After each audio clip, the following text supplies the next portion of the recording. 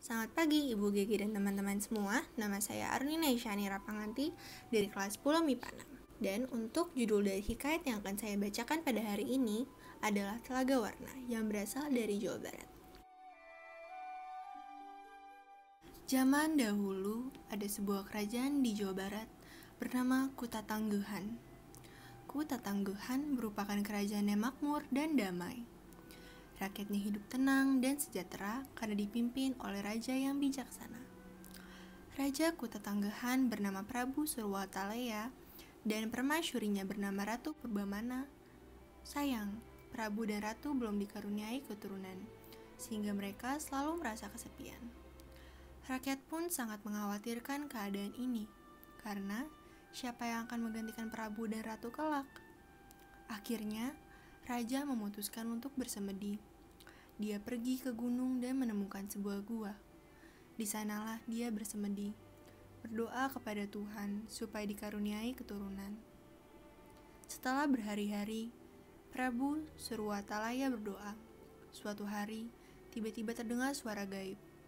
"Benarkah kau menginginkan keturunan Prabu Surwatalaya?" kata suara gaib tersebut. "Ya, saya ingin sekali memiliki anak," jawab Prabu Surwatalaya. "Baiklah, doamu akan terkabul. Sekarang pulanglah," kata suara gaib. Maka Prabu Surwatalaya pun pulang dengan gembira. Benar saja, beberapa minggu kemudian Ratu pun mengandung. Semua bersukacita. Terlebih lagi, ketika 9 bulan kemudian Ratu melahirkan seorang putri yang cantik. Dia diberi nama Putri Gilang Rukmini. Prabu Surwatalaya mengadakan pesta yang meriah untuk merayakan kelahiran putri mereka. Putri Gilang Rukmini pun menjadi putri kesayangan rakyat Kuta Tangguhan. Beberapa tahun telah berlalu. Putri Gilang Rukmini tumbuh menjadi gadis yang cantik dan jelita. Sayang, Putri Gilang Rukmini sangat manja dan memperangai tidak baik. Mungkin karena Prabu dan Ratu sangat memanjakannya. Maklumlah, anak semata wayang. Apapun yang diminta oleh putri pasti segera dituruti. Jika tidak, putri akan sangat marah dan bertindak kasar. Namun, rakyat tetap mencintainya. Mereka berharap suatu hari nanti, perangai putri akan berubah dengan sendirinya. Seminggu lagi, Putri Gilang Rukmini akan berusia 17 tahun. Prabu Surwatalaya akan mengadakan pesta syukuran di istana. Semua rakyat boleh datang dan memberikan doa untuk Putri Gilang Rukmini. Rakyat berkumpul dan merencanakan hadiah istimewa untuk putri kesayangan mereka. Akhirnya, disepakati bahwa mereka akan mengadakan sebuah kalung yang sangat indah. Kalung itu terbuat dari emas terbaik dan ditaburi batu-batu permata yang beraneka warna. Maka, rakyat dengan sukarela menyisihkan uang mereka dan mengumpulkannya untuk biaya pembuatan hadiah tersebut. Mereka memanggil pandai emas terbaik di kerajaan untuk membuatnya. Akhirnya, hari yang ditunggu-tunggu datang juga. Rakyat berduyun-duyun datang ke halaman istana, tempat pesta ulang tahun Putri Gilang Rukmini diadakan. Di depan istana sudah berdiri sebuah panggung yang megah. Rakyat bersorak-sorai saat Prabu dan Ratu menaiki panggung.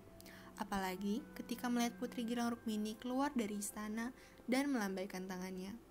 Rakyat sangat gembira melihat putri yang cantik jelita. Pesta pun berlangsung dengan meriah. Kini, tiba saatnya rakyat mempersembahkan hadiah istimewa mereka.